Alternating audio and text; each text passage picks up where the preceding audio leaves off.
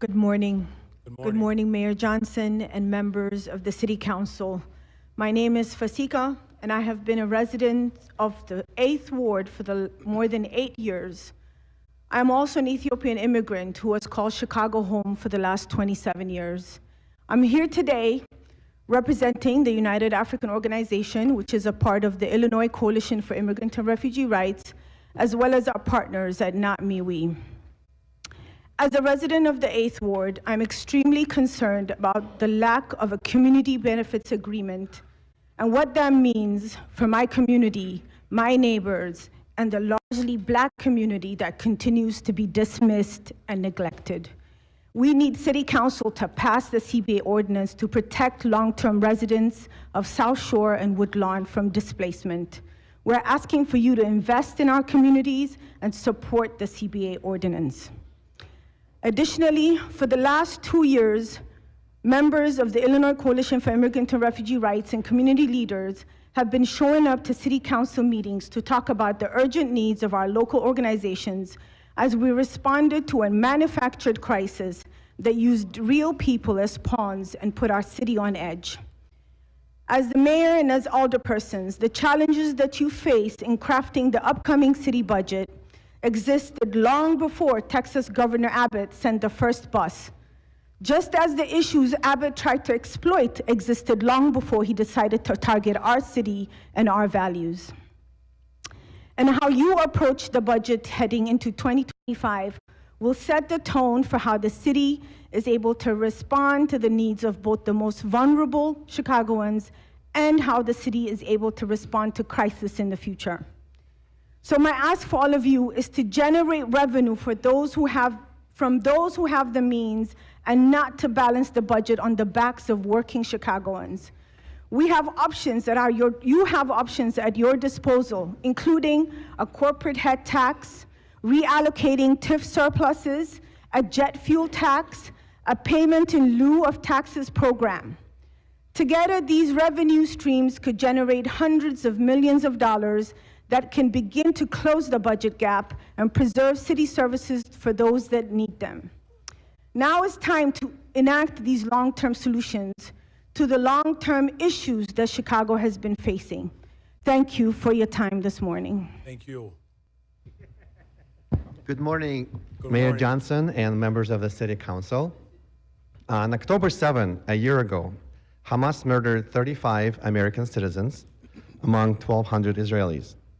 Most of these murdered Americans lived near Gaza and had progressive political beliefs and were supportive of the Palestinian right of self-determination. Nevertheless, Hamas chose to murder them anyway. Hamas wanted to murder them because the Hamas leader wanted to start a regional war to have Iran defeat Israel and defeat our own government. Hamas started this aggression hoping that Iran would join them in invading our ally.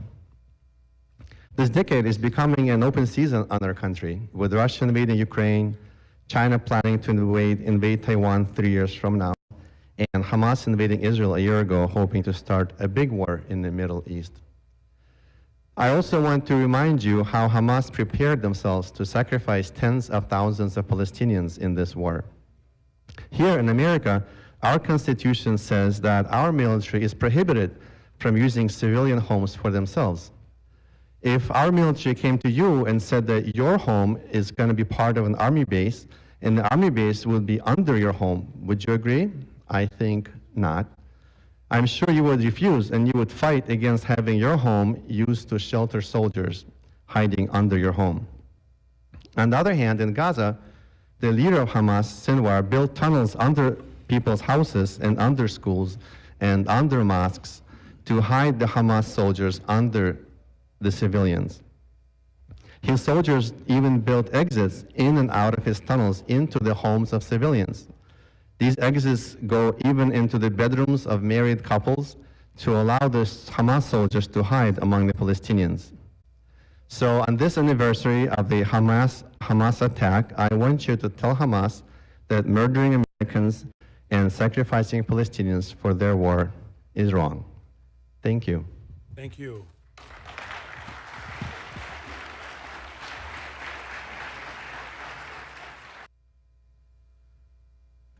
Thank you. Mayor Johnson, Good morning. wonderful to see you. As always, I love you, but I have to keep you accountable. And wonderful to see my wonderful companions across City Council. I love most of you as well. My name is David Zoltan. I am formerly unhoused, a proud member of the 49th Ward, and I'm here to speak to you in two capacities. First, in my capacity as the legislative coordinator for the Chicago Housing Justice Coalition, which is working on just cause for eviction, and second, as a human being. We are preparing to have demands for budget season to keep all of you accountable and to help you in this process. We look forward to working with you. First and foremost, Mayor Johnson, you promised no increase in property taxes. Property taxes are a regressive tax. We must hold the line. We must not put the burden on the people. Let's work on other solutions. Other solutions like those that have started to be talked about by Alderman Hall and that we must continue to pursue. There are, in fact, many solutions, progressive revenue solutions that have been proposed, even talked about today. We must continue that process. We must pass just cause, which will keep people in their homes, and we must set aside the revenue that is necessary for that so that we can start to build revenue and have it be the revenue positive ordinance that it will be in 2026. We must also pass the South Shore Preservation Ordinance, which affects the people who are most evicted in this entire city, who are most at risk.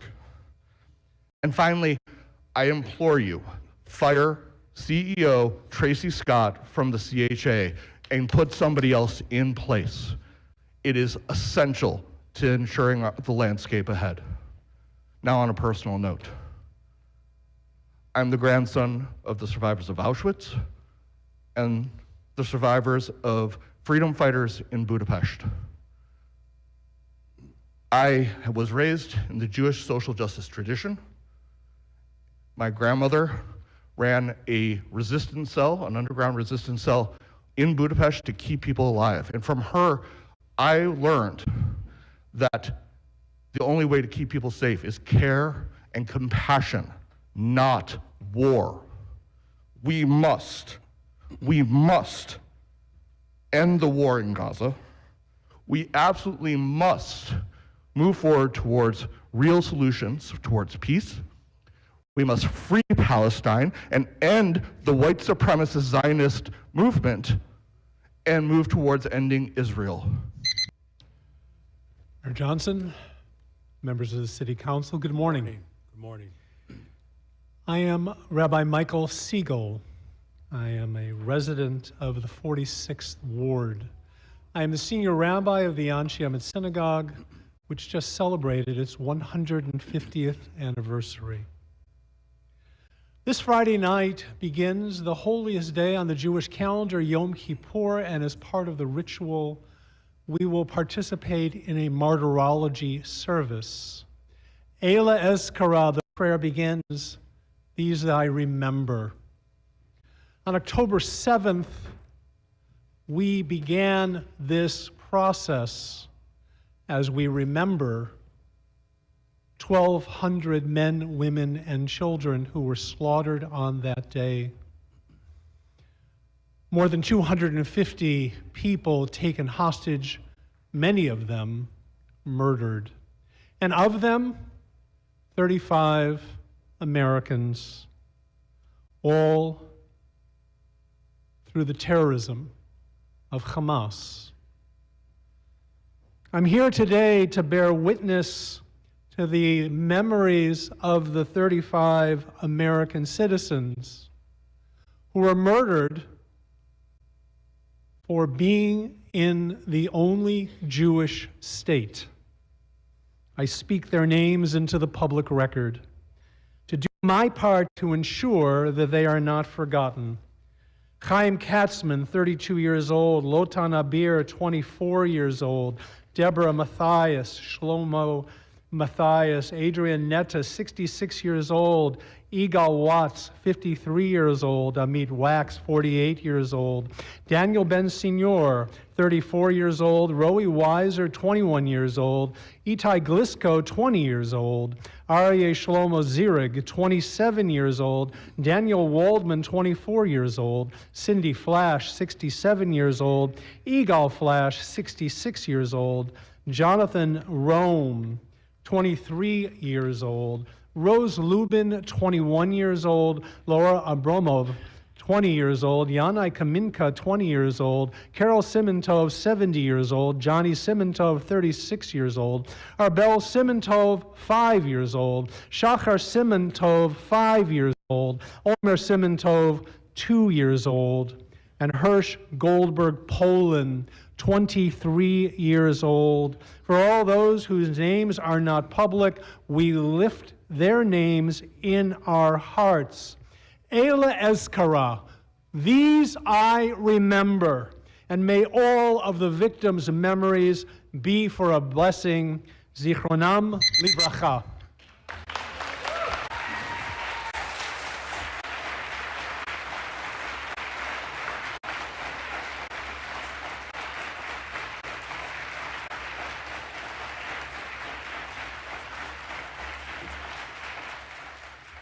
Listen, what is the definition of a Jew?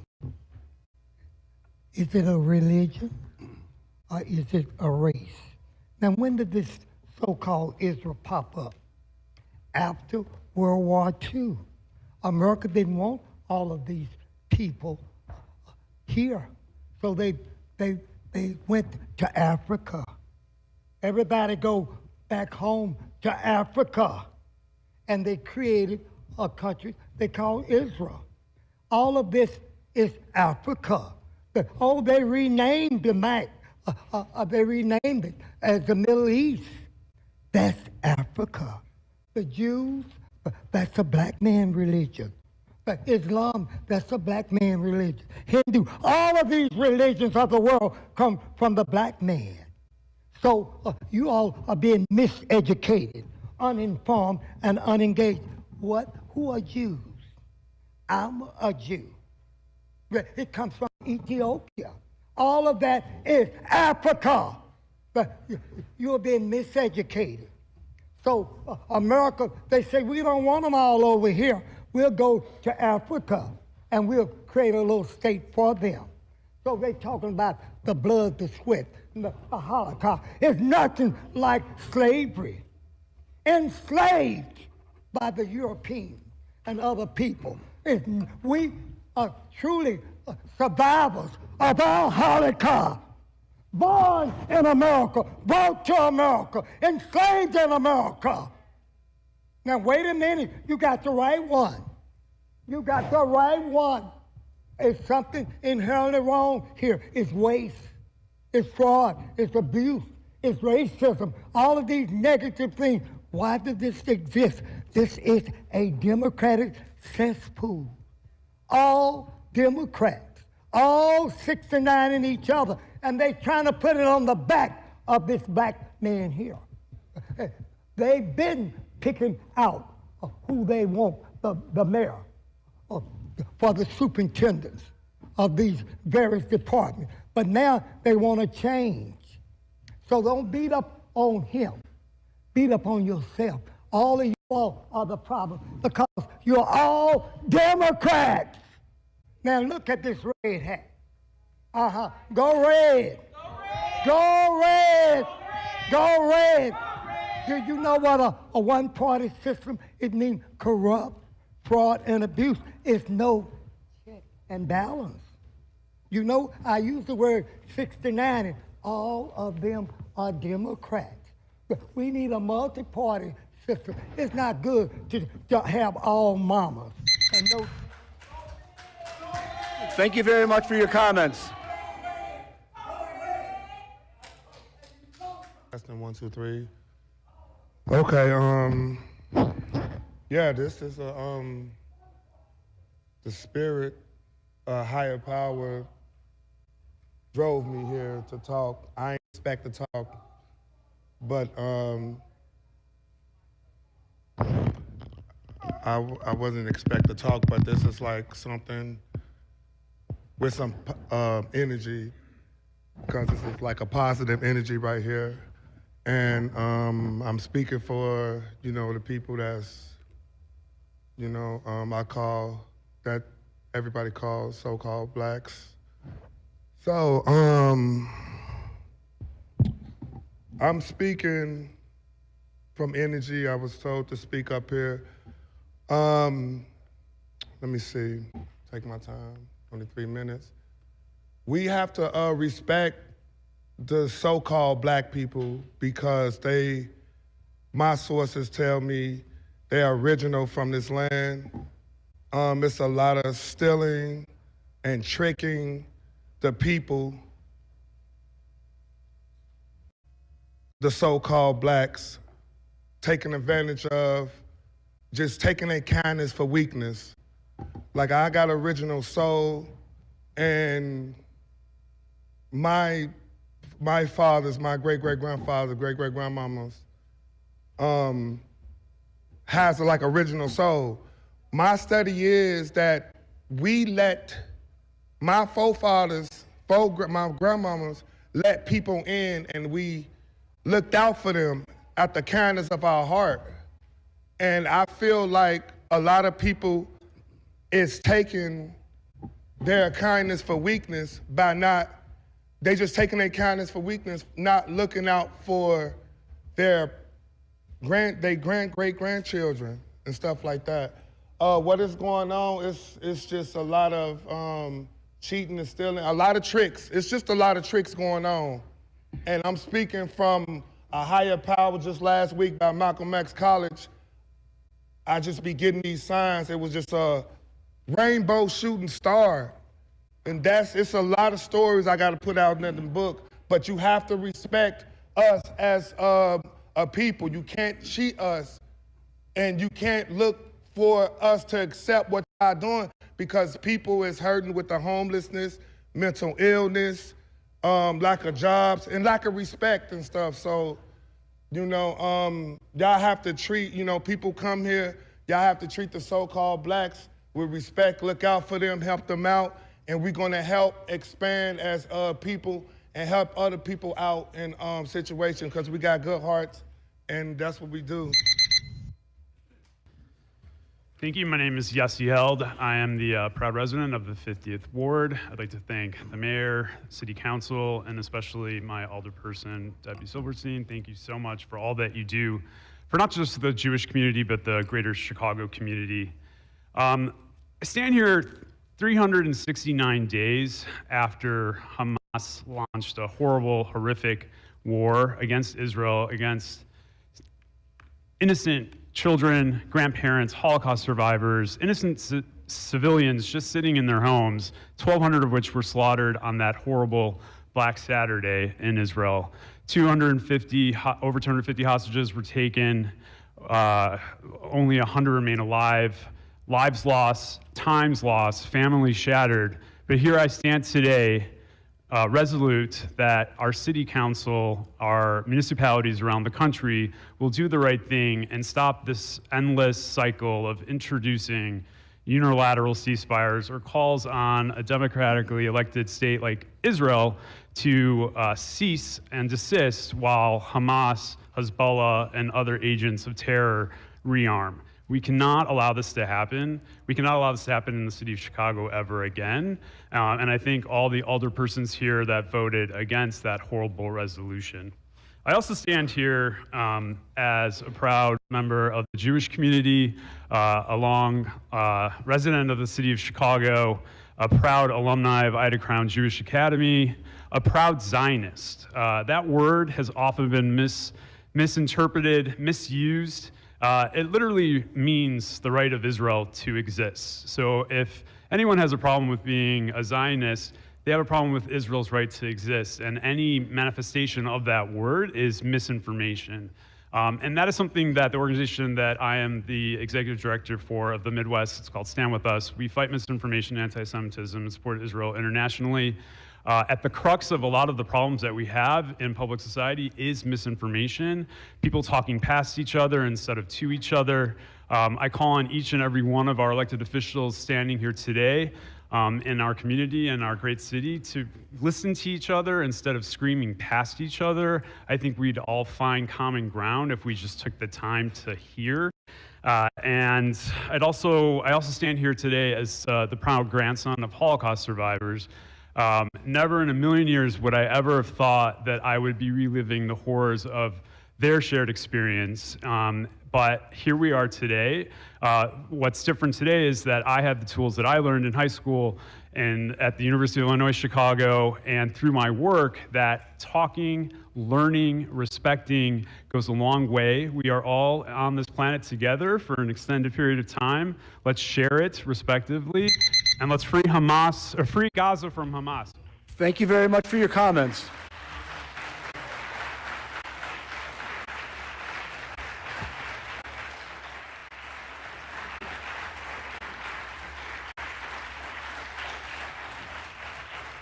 Your Honor, there are no further speakers who have timely signed up for the public comment period. Thank you very much. Resolutions, before we attend to the resolutions, we do have a couple of alders who have requested to make some quick acknowledgements. So first, the chair recognizes Alder Hadden. Mr. President, good morning, everybody. Thank you, everyone, for attending. Just want to honor Indigenous Peoples Day that's coming up on Monday, October 14th. I know this isn't a holiday that we officially celebrate in the city of Chicago, but it is one that we celebrate in the 49th Ward. It is an official holiday we celebrate in Chicago public schools. With me in the gallery, we have the head of our Indigenous Peoples Day Coalition here in Chicago, Les Begay. Les, I want to thank you for joining us this morning. In this acknowledgement, I'm just going to read a line from our own land acknowledgement here for the city of Chicago. The city of Chicago is located on land that is and has long been a center for Native peoples. The area is the traditional homelands of the Anishinaabe, or the Council of the Three Fires, the Ojibwe, Odawa, and Potawatomi nations. You can go on our website and read more, and encourage folks that in much of our discussions here in Chicago, as we work and strive towards equity, as we look at issues of segregation and disinvestment, we often talk about things in really simplified terms of black and brown and white and Asian, and so often our First Nations people, our Native peoples, our Indigenous people are left out of the conversation. And we have to do better. So I know we've got strong and good intentions. I encourage my colleagues to work with members of the coalition, to connect with many of the organizations, and to remember that Chicago, Illinois, and the surrounding Chicago area is home to currently, right, not just historically, currently one of the largest Native and Indigenous urban populations in this country. So I want to thank all my colleagues for that, and Mayor for the acknowledgement. Thank you very much. So also, for another recognition, it's International Day of the Girl. So Alders Hadden as well as Lee have brought this forward. Chair recognizes Alder Hadden. Thank you, Mr. President. October 11th is International Day of the Girl. And this has been a day put forth internationally by the United Nations since 2011. But right here in Chicago, Lakeisha Gray Sewell, Executive Director for the Girls Like Me Project, also with us here in the gallery today. Lakeisha, if you want to stand.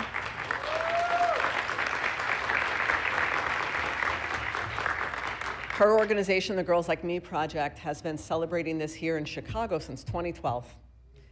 So last year, Mayor Johnson, you also helped proclaim Chicago's Day of the Girl, and we're excited to be here this year with a commitment as well from myself, my team, and I want to thank the chair of our Women's Caucus, Alderperson Lee, for working on this with us. We want to make this a day that grows, that builds on the work that Lakeisha and the Girls Like Me Project has done to lift up our girls here in Chicago. Now, Lakeisha told me we met on a panel on missing and murdered women in Chicago. And she told me that they started celebrating this because she realized that many of the young and adolescent women and girls that she was serving on the south side of Chicago were facing the same issues that girls around the world. So we're talking about sexual and physical violence. We're talking about oppression, about repression of rights. We're talking about, disinvestment. We're talking about sex trafficking, right? There are all these big things that around the world girls face, but they face that right here in Chicago and in our country. And outside of the very large abuses and restrictions and violence that are done to us, we still struggle on a daily basis with the more insidious violence of misogyny, of patriarchy, right? Of people in power, largely men, keeping us quiet, telling us to calm down, not letting us speak up, and it's about power. And so I'm excited to be a voice, a girl, with my other Women's Caucus colleagues. All of you are so strong. We have voices, we have experiences, we are leaders. And the Girls Like Me Project and International Day of the Girl is about our leadership and our voices. And while we're not always at the front of the line, taking all the limelight, trust that we are part of getting the work done. And I look forward to celebrating at the South Shore Chicago Cultural Center on Friday with 300 young women that Lakeisha and her team are there so that we can lift up our next generation of leaders. So we know that we don't have to be small, we don't have to be quiet, we can speak up, and we don't have to calm down. So I know our chair wants to speak, and I mentioned this, but Alderperson Dow, I believe Chairperson Dow also might want to say a word. Thank you. Very well. Thank you, Alder Hadden. Alder Lee, Alderwoman Lee, since you also brought this, would you like to speak to this? Okay, of course. Thank you, Mr. President. And obviously, I rise in support of this because I co-sponsored it. Just to echo what Chair Hadden was saying, it's great to be a girl. It really is. And nowhere would I rather be than here with my fellow women members of the City Council, with whom I've been so proud to serve, and look forward to continuing to work together to make things happen, move things, and do whatever it takes to get that done together, as I know that we can. Because who runs the world? All right, thank you, sir. Very well. Okay. For International Day of the Girl, it's a very powerful testament to how far we've come as a society, where for a very long time, and in too many instances, girls, women are not seen and heard. I have the benefit of having come from a woman, a black woman. I have the benefit of sleeping with one black woman, and I have the joy of raising a black girl. Though sometimes I feel like she's raising me and making me better. What we have to do is to make sure that not just voices are heard, but that the valuable contributions that women bring to all aspects of discipline, that we continue to celebrate that. That's why 60% of my administration are made up of women, the largest concentration of women in administration in the history of Chicago. A good portion, of course, are women of color. By my administration, by this man, you are seen, heard, and your power is felt. Here to Indigenous people and to the Day of the Girl. For one more acknowledgement, the chair recognizes Alderwoman Deborah Silverstein. Thank you, Mr. President. Just last week, the Jewish community celebrated Rosh Hashanah, the Jewish New Year. Normally, this is a time of joy and reflection, but this year has been anything but joyous for the Jewish people. 2 days ago, we marked 1 year since the October 7th massacre, which was the worst attack against Jews since the Holocaust. October 7th saw more than 1,200 innocent men, women, and children murdered. It saw babies and the elderly burned in their own homes. It saw women raped, mutilated, and subjected to horrific sexual violence.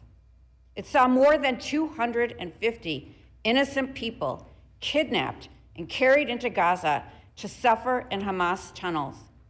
Today, 368 days later, more than 100 of the hostages are still captive, including baby Kafir, who was just 9 months old when he was kidnapped. But the horror didn't end on October 7th. The tiny Jewish state is still fighting for its very existence on 7 separate fronts and against internationally recognized terrorist organizations such as Hamas and Hezbollah. Israel has been vilified on the international stage for daring to fight back against terrorism and extremism, while anti-Semitism, anti-Zionism, and hatred of Jews spreads like a cancer across the world and right here in Chicago. We've watched in horror as protesters in our city waved Hamas banners and wore the uniforms of terrorist organizations. We've seen students in our public schools and college campuses forced to hide their Jewish stars and suppress their Jewish identities out of fear of violence and retaliation. And we've heard members of this very council spew hatred and bigotry against the world's only Jewish state. That is why Israel is so vital to the ethical and moral character of the world. The modern state of Israel was founded as a safe place for Jews from around the world to flee persecution. And more than 30,000 Jews have immigrated to Israel since October 7th. 30,000 people fleeing spiking levels of anti-Semitism in France, the UK, and even America. That is the true Jewish response to terror. We mourn the dead. We cry for the innocent murdered and tortured by Hamas. We grieve, but then we rebuild and we grow. Because no matter what Hamas does, no matter what Hezbollah or Iran tries, Israel is not going anywhere, and neither are we. We will not break. We are joined here today by many Jewish residents and non-Jewish allies from the city of Chicago and surrounding suburbs.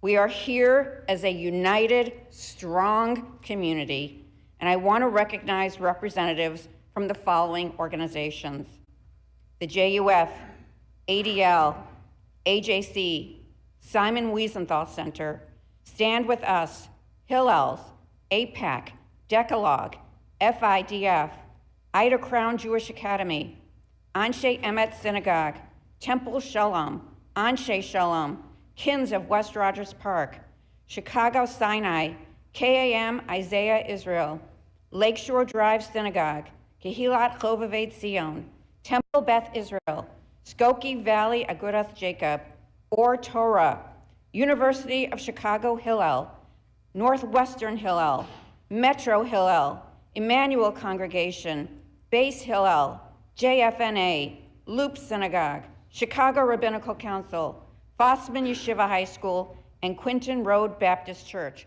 Would all of you here please rise? And in the gallery too.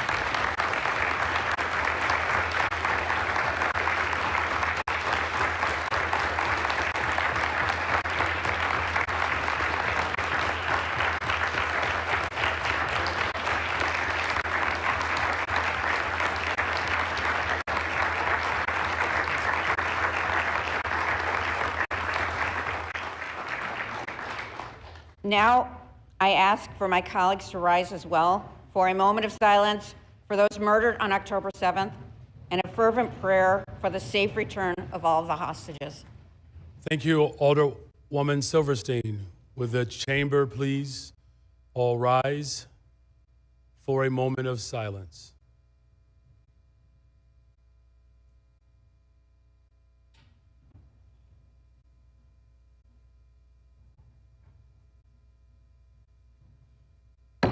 Thank you very much. Thank you, Alderwoman Silverstein. Thank you, and I'm Welcome. Mr. Al-Chai.